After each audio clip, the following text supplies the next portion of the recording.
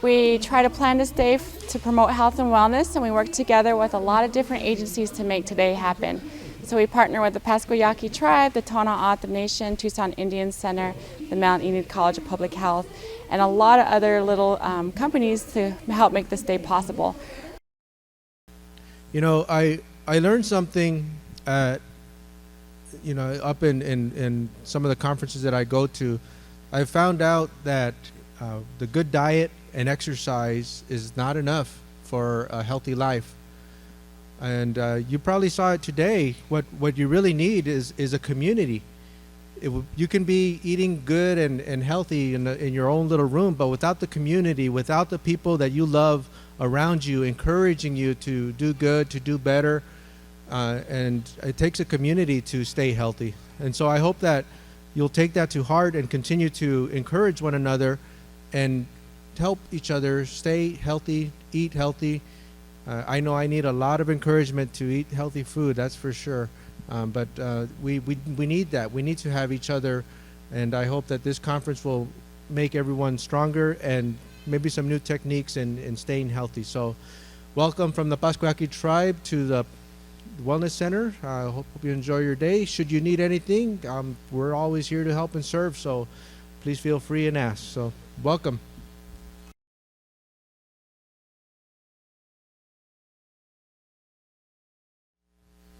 But when you think about wellness, there's a period of time in our lives when we're invincible. You remember those preteen or teenage years where nothing could hurt us, where we always thought that we were beyond hurt, that we were always going to be good and healthy and strong and stay away from all those things that are bad for us because we knew they weren't going to hurt us. We were all there at one point, and maybe some of us are still there, thinking that way. But we have to pay attention to that. There comes a time in our lives when we begin to think about all that stuff, to think about what we're doing to ourselves and what we're putting into ourselves. And days like this are days that kind of bring it all into perspective, bring it all into things that we should have been thinking years ago. Taking better care of ourselves, taking better care of our bodies, watching what we intake, and so on and so forth. So when we think about wellness, a lot of things come to mind, but we think about the physical ability of our bodies to do what our bodies need to do. That 5K walk was a challenge. More of a challenge to one than others. The 5K run was a challenge, more of a challenge for some than others. But those are the kinds of physical things that we need to do to keep our body in shape, even though some of us end up being out of shape over the years. But we think about those things, and sometimes we think about those things later on in our lives.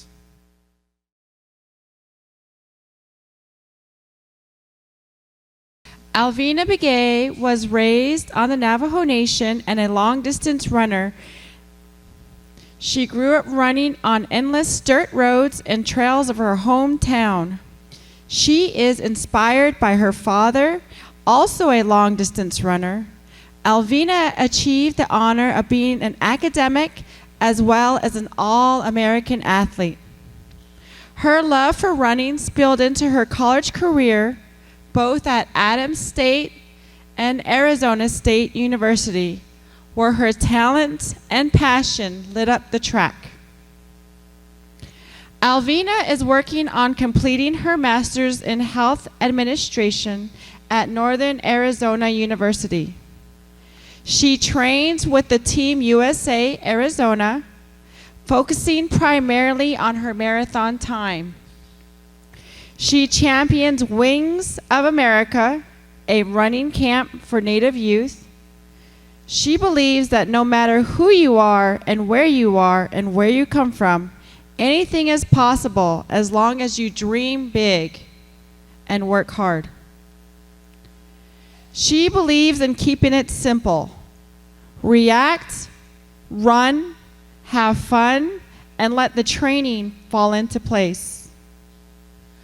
Both on and off the track, Alvina is proud of her Native American heritage. But what she really appreciates about running, it doesn't matter where you come from or the color of your skin.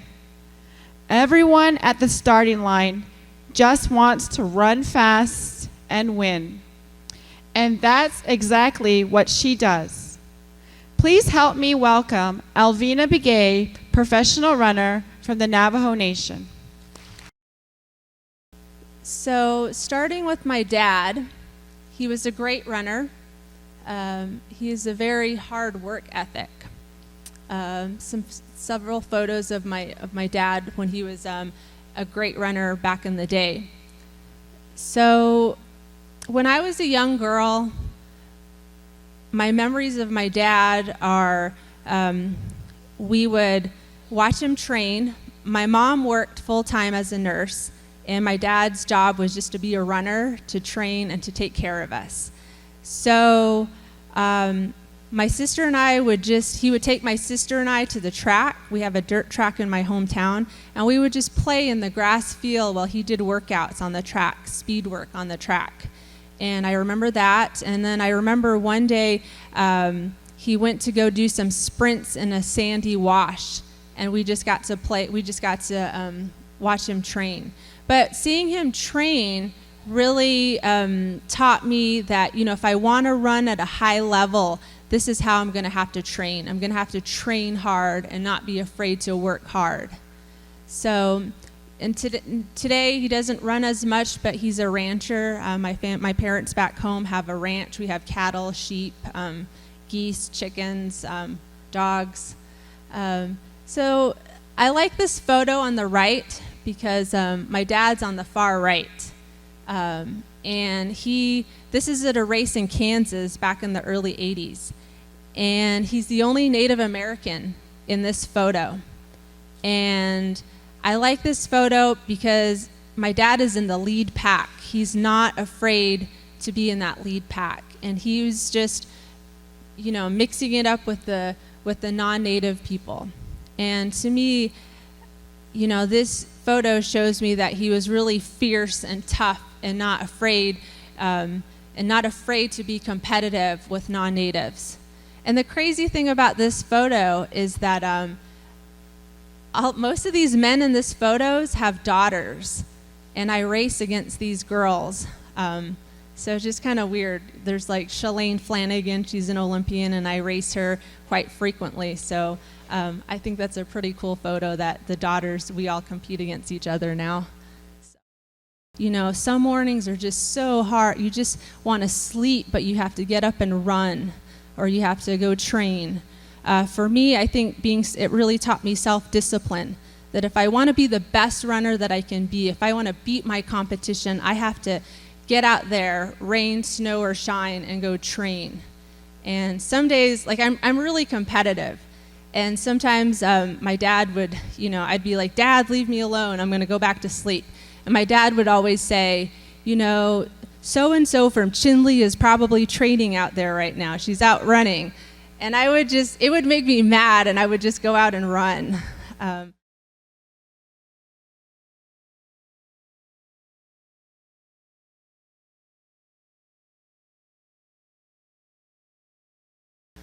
For the most part, our family is very, very normal. We go through things. Our kids grew up on free and reduced lunch. They just thought that was what they called lunch. I said, "What's lunch?" "Free and reduced lunch." "Okay, let's get in line." I said, "That's where I go." We've been on, TANF, we've been on, food stamps, we've been on all those things that kind of come with life when you're raising a family and you're trying to do things well in a society that has, doesn't always treat you well. It's not that and believe me, it's not the worst place in the world, but it's not the best. And my point there is that as hard as you work sometimes, you still need help. And for us, when John came along, it was really something to kind of show that, we're a very normal family. Yeah, we have, in that case, it was really kind of showcasing, Shoni's skills in basketball and what she can do. They brought in the culture in a very good light. At the same time, it's showcased to me what is probably as important as anything is they showcased a mother who basically was willing to sacrifice anything and everything for the betterment of her children. The idea of family wellness is really, like I said, that hit home to us initially, and so we really wanted to be here, and it's great to see how many people are here, and it's been a great day. We like to share our story because basically that's all we have, and our struggles and our difficulties are a lot similar to you guys. I was born and raised on the reservation and had kids at a young age, which of course I'd always tell my kids when they were younger, don't do that. Of course, kids, you know how they are. Oh, what about you? And this is how I'd come back at them. I said, learn from my mistakes, and mother always has something to come back. You know how it is. And this was, you guys, if anybody's seen Shoney's Off the Res, you could kind of see that because like my grandma was talking about how she did not want us to go, and believe me, that was the nice version of what she said. Seriously, yeah, they were mean. They didn't want us to leave. My mama had kind of gotten her into a few months prior to, because she saw the struggles with our kids and whatnot. Where we lived, where we grew up, it was real racist. And if you were an Indian that had talent, and if you had smarts, if you made the varsity teams, all that kind of stuff, you were a threat. And my kids, besides myself and my son and my daughter, it was happening. We could have some horror stories if we really wanted to. It's funny because we always, when we go and try and talk to the native people and country, we always try and talk about focus on the positive. But believe me, we could write a horror story. To this day, we could still write a horror story, what Shoney and Jude, the struggles they go through. But, it's no different than what you guys go through. Indian country, we all know we're on the same journey, we're on the same path. Rick was talking about John Hawk, and they wanted to do Shoney's basically life off the res, and it literally took him a year. I just asked him the other day when we were in Connecticut for Shoney's draft a few months ago. He said it took 12 months to get me to do it, and my biggest thing is I said, well, you better focus on the good stuff because us Indians have enough struggles day in, day out. I don't want my people to see, the negative stuff of it, and like I said, it's not like we don't know what's there. We deal with it every day, but my focus was focus on the positive because we need something to motivate us and get us going because we deserve this. We deserve all our rights, and I always look at those books and the movies about the blood diamonds, how those, all those poor people got killed for the diamonds. And I was like, really? I always tell my kids, well, we're living on blood land. And, and I know sometimes you may think that some people may come off as being mean, but I got my husband and he's non-native, he's Sapo. For 27 years, he understands, he knows, he's seen the pain, he's seen the struggle, and it's real. It's real. But you know what? You can fight it. I always say keep the good fight fighting, keep on going, keep on moving. And what I mean by that was within yourself, be positive, be good to yourself, be good to your kids, be good to your community. I know sometimes that's hard too because, I know how tribal politics go. But so we grew up on the reservation for 15 and 16 years of our lives. So, we've been there, done that. And I always tell people those are the best years of my life, and I'll remember them and cherish them forever. They kind of made me, the person I am today. They helped shape every single one of my siblings' lives. And, if it wasn't for that, if it wasn't for growing up on the reservation, we wouldn't be where we are today. We wouldn't know that, We probably wouldn't have as much fight in us as we do if we didn't grow up on the res. But another thing I wanted to say is if we didn't have the parents, if we didn't have, our grandmas, our 3 grandmas who helped out, it would be completely different. So, we owe a lot of credit to them. So I just, want to let you guys know, for the younger ones, listen to your parents because I promise you it'll help you. But so after growing up on the reservation, my sophomore year of high school, we moved to Franklin in Portland, Oregon. And, I played 3 years of high school ball there. And it was kind of hard leaving the reservation. The reservation life was very, very comfortable, and our whole family lived there. All my grandmas lived there, my aunts, my uncles, my cousins, everybody lived there, so it was really, really comfortable. And, everybody just knows everybody. But when we moved to the city, my whole family, we were all sad. We were really, really sad about it.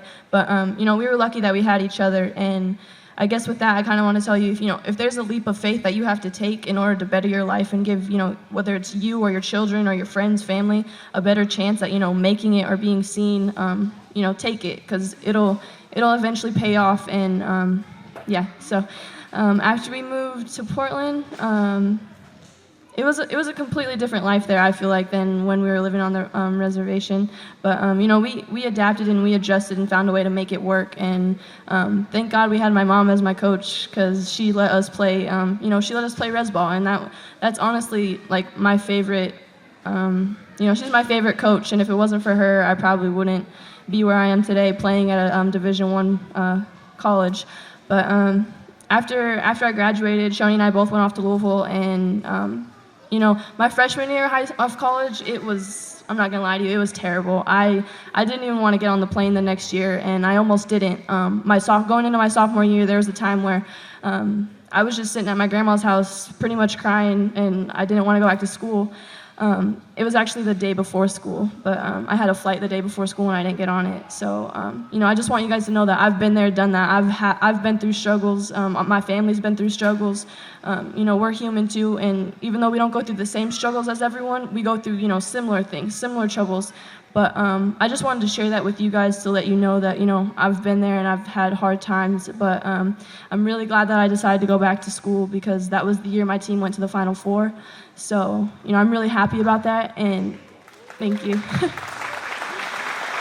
You just have to work hard and be self-disciplined. I always tell people it's up to you, what you want to do with your life. I know everybody has goals, everybody has dreams, and, the dream life that they want to live, but if you don't have self-discipline, you're never going to get there. Your parents, your grandparents, whoever's taking care of you and raising you, they can turn blue in the face trying to tell you what's right and what's wrong, but you know what's right, and you know what's good for you and your family and everybody around you. So, try and be self-disciplined enough to, you shouldn't have your parents wake you up every single day. Try and get up on your own, try and do the little things, one step at a time. Some people expect stuff to happen overnight, and it's really not. Shoni and I didn't get to where we are in one night of basketball practice. When we were growing up, my mom and dad, they let us go and practice every single day, literally every single day. And we practiced for hours just because we really enjoyed it. So my point there is it's not going to happen overnight, and the process might seem really stressful, but don't let that discourage you or, take your eyes off the goal that you have, because eventually, one step at a time, that process is going to get to the point where you want it to be. And, all that hard work that you put in and all the stress that you had to go through, it's going to be worth it in the end if you just, stay focused and keep your eyes on the prize. That's what Shoni and I always say. We kind of just came up with that saying. People kind of lose sight because they get stressed out or because something else distracts them. But at the end of the day, like I said, it's up to you whether or not you want to, reach that goal or not. But another thing I would like to talk about is just having my sister. I know that siblings, they can be a pain in the butt, but I have 7 siblings, and you guys can imagine living in a little small house with 7 siblings. It gets hectic at times. But I said earlier, I wouldn't change a thing about where I come from and the family that I have, because it's made me who I am today. So again, for you younger ones out there, if you have siblings and if you guys argue and fight and bicker, I promise you it's a normal thing. But after you have that fight or after you guys have that argument, let it go. I mean, you guys can learn something from it, and it can make you guys closer. Shoni and I actually used to butt heads a lot, and until these last few years, we were not as close as we were.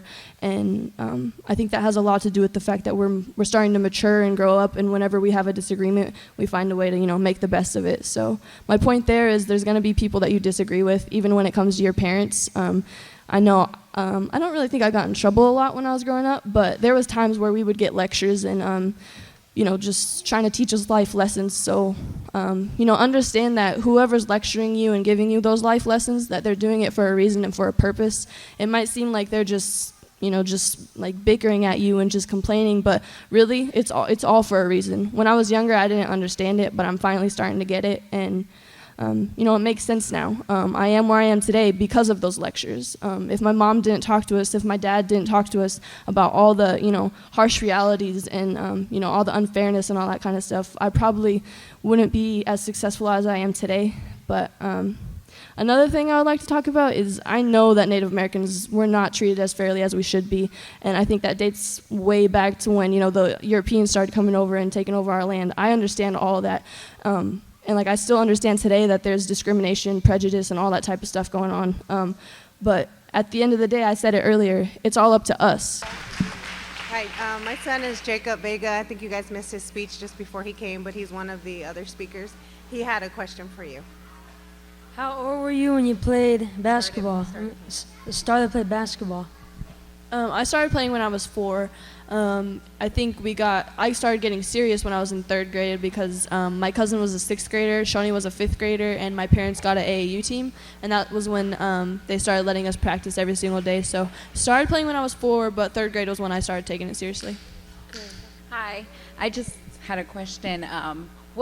For the parents, what advice would you give to parents here with regards to their children, that are into basketball, and what are some advice you would give to parents? Well, my thing that I always like to say is there's 3 main things I always like to tell my kids. Of course, you have to do education, because if you didn't ever have education, work on your education, then you could never go to that next level, right? Whether it be even something simple as junior high ball. Ever since, like I said about junior high, is where grades take effect, and if you don't have grades, you can't play. High school, you don't have grades, you can't play. College, you don't have grades, you can't play. So education, and I know for me, sometimes, you're so busy in raising kids and whatnot, and sometimes, like she said earlier, sometimes we doubt ourselves and you think you're not smart enough, and no, it's not that. It's just that you're gonna have to work a little harder. For me, I had to read a little more than the norm, whereas like Rick, he could read it boom, boom, boom, and he has it. It's crazy, but, but I think number one, education, and one way to conquer that fear is have your child read. Read, read, read, because the brain is a muscle, and like anything else, when you're practicing on that shot, you have to practice the brain too, and in order to do that, you have to get it stronger, and reading was one of the biggest strengths they claim, because it not just the way it is, it helps you with math, it helps you with everything, comprehension, it helps you with everything. So reading. I even tell my kids if it's something simple, the Glamour magazine, the Sports Illustrated, education, education and staying in shape. That's another one, staying in shape. I know a lot of times kids just, I don't want to do it. We just went through this with our junior. You're not going to sit around and do nothing, and it's not like you're going to have that, to do everything on your own. Sometimes you need to be in a program, so that way you have to get in shape, But staying in shape, running is one of the main things that I always told my kids to do, and so just make sure you stay in shape. And then the third thing is practice. Practice, practice, practice. Because seriously, how many skins here you play at tournament ball? And when you were little, you were just BA, and then you grew up, got into high school, and then the redhead A. I'm joking, but when he didn't play, he wasn't very good. But the more and more he practiced, he got better, right? I was like, dang, I've been through that. My kids have been through that. Like, she used to stink. I said, no, it's because she practiced, And believe me, in Indian country, I know how much talent there is. I know it's amazing, it's gorgeous, but just imagine. With the talent, this is what I tell my kids too. Practice makes perfect, and even the worst player can become good. But when you're already good, you could become great. You know what I'm saying? So even though you're talented and you practice all the time, you could be phenomenal. So just make sure, like I said, those 3 things: education, staying in shape, and practice. What do you want to do when you grow up? It's for you. Oh, me? Mm-hmm. Oh. You're my best friend. Come here. Can I take her home? Thank you, honey. I'm already actually kind of grown up, but thank you. That's so sweet. Honestly, if I could get back into education, I'd love to get into fashion. I love fashion. My girls, with the things that they have been, like when the night Shoni got recruited, I helped her get ready and everything like that. I had to do her nasty feet. It was gross. But a mama will do that for her, and so, but if I could, I'd like to get into fashion and like consulting people and tell them how to get ready and what to get ready, because sometimes they put on things and it'd be like, I could do that, what not to wear, no joking. But no, I'd like to get into fashion. Besides like your scholarship for basketball, like did you have like any academic scholarships? Like No, I didn't. But I actually, my last four schools, one was Oregon State, one was Gonzaga. Those are both West Coast. And then Louisville and Columbia, which is an Ivy League school in New York. And I think I had like a 3.85 when I graduated from high school. So like I had good grades, but I didn't get any academic scholarship. But I did almost go to the Ivy League, and that would have been cool because I could have done whatever I wanted. But I said it earlier, and education is the most important part, and you can get education scholarships whether you're playing sports or not. So if that's an opportunity for you, I would take it. do you want to play me one-on-one? Yeah, sure. I don't know when, but yeah. How did you manage to train during your off seasons? Right now? In college? Yeah. Not gonna lie, it's been kind of hard because I've been traveling and doing all these speaking events with my parents. But for the end of April and then May and June, I actually stayed at school and I worked out with my team there. And then I came home in July and August. But I just worked out on my own. I said earlier when I was talking, it's kind of up to you. Shoni says it too, like how good you want to be. It's completely up to you. So the self-discipline part kind of came into play when I go home for the summer. It's my choice whether or not I want to work out. So I just had to self-discipline myself and find a gym, find a weight room, and just find a way to work out. When I performed here, I really love to showcase my talent for the youth, right? And into my career, like I told these guys, I've been going downhill, but when I watched the movie, it really inspired me. So this question is for Jude, and I would really like the little kids to listen. Jude, how many hours of practice, a week, and what does practice mean to you, and what are the benefits of practice? When I was younger, I said earlier that we practiced every single day, and my mom always says this, but we practiced the same things over and over and over, which were just the basics, like shooting, dribbling, rebounding, just all the little basic stuff, and we just practiced the same thing, literally the same thing over and over. But like I said, that was every single day when I was little. But now, I think we practice 6 out of the 7 days a week, and I want to say it's like anywhere from 20 to 25 hours a week, and it's about 4 hours a day. But that's not including, the time that you put in by yourself. But when you're younger, the main thing is that you just find a way to practice. I like to say when you're younger, it's more the quantity over the quality, which means like do more when you're younger. But when you get older, it's more about the quality. Like you can be in the gym for 2 hours not doing anything, or you can be in the gym for an hour and do, more. But it's a lot of hard work and a lot of practice. But at the end of the day, how good do you want to be at whatever you're trying to, become really good at? So for you younger ones, just practice as much as you can. This is really not a question, it's more of an acknowledgement. First of all, I want to thank the parents for bringing up two wonderful, or 8 apparently, kids. As a parent myself, I'd like to thank you, Shoni and Jude, Jude and Shoni, for being such wonderful role models for our kids. Thank you. Thank you. Being a student athlete, how do you manage your time between classes and basketball, and how difficult or easy is it for you? I love your shirt, by the way. Oh, thank you.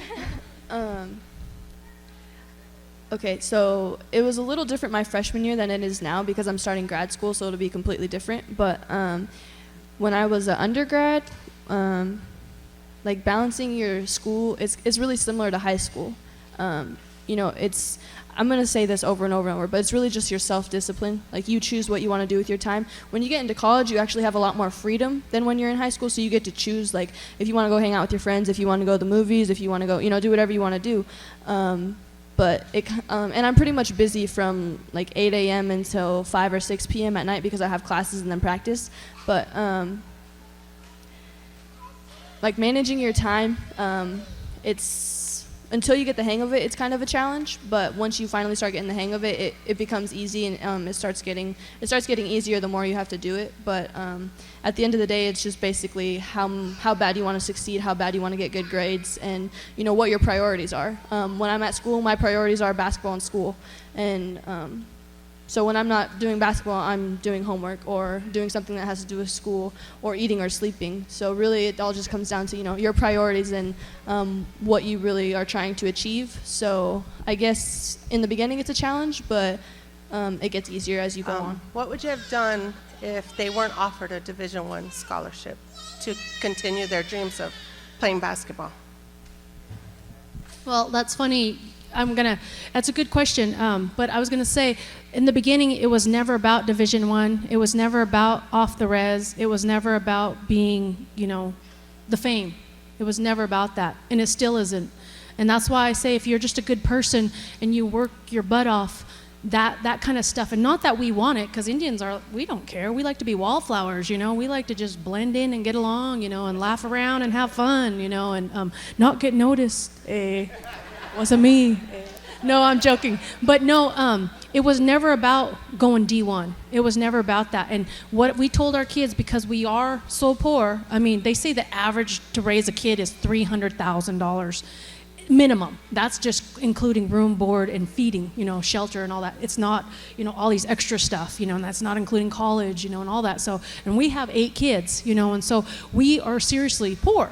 You know, and you guys, we joke about commodities. We know what commodities are, you know, stuff like that. And the nicer things, our kids don't even have phones. You know, I have to hear it from my 10-year-old and my 13-year-old. Well, they always have phones. So-and-so has phones. I'm like, yeah, well, they have one kid too, you know, and there's a lot of setbacks and whatnot. But the truth is, we'd always tell our kids they have to go get an education, and it's up to them to get their own education, you know, through good grades. You know, and it didn't matter where they were going. And seriously, when everything started falling and taking place, those were never our intentions, you know, about going. I didn't care if they even went to the Indian school in Haskell. I think that's a phenomenal school. You know, and I mean, I even promote that place. I've been there. I mean, it's phenomenal. It doesn't matter where you go. You know, like I said, you can go from point A to point B, but sometimes some of us, whether it be because we have to raise kids or whether it be because we have other struggles that we have to get through, you might have to take a different route to get to the place you want to be. And there's absolutely nothing wrong with that, you know, and that's what you need to understand. It doesn't matter how long it takes you or how, you know, and you might have to go a different direction, but just look at, like Shoni and Jude, their news comment is eyes on the prize. You know, whatever your prize is, keep looking at it, keep focusing at it, and do what you need to do to get there. Eyes on the prize. I saw this thing the other day, and it said, direction is more important than speed. It's not about how fast you get there, it's just the fact that you're going in a positive direction. And I guess that's, you know, just what I wanted to share with you. We look at what we do as an opportunity to give back for all the things that Native people have done for our girls to support them out there. The most important thing is that we want to see Native people basically we used the word unite earlier, but we want them to rise up and basically be a force in this world to not to be reckoned with in a sense that like it's a challenge as much as it's bringing things back to where they should be. And Native people need to take that role, and that's why we're here. From young to old, our goal is to inspire in any way that we can for people to just take that challenge and better your own life, better the future of all of our lives and the people that are coming behind us. So we just thank you for the opportunity to be here. We share our story, but the most important thing is to know that Native American people are united in a way. The support that they've given our girls can be given to so many other people, Native Americans, that are doing great things in all aspects of life. And just understand that, I mean, we understand that basketball is kind of like the heartbeat in a lot of ways, but in Indian country. But there's so many other great things that are being done, and encourage everyone to, you know, just be there for other Native Americans that are stretching out and making sacrifices just like the girls have done. Just the opportunity for a better life for all of us. So thank you.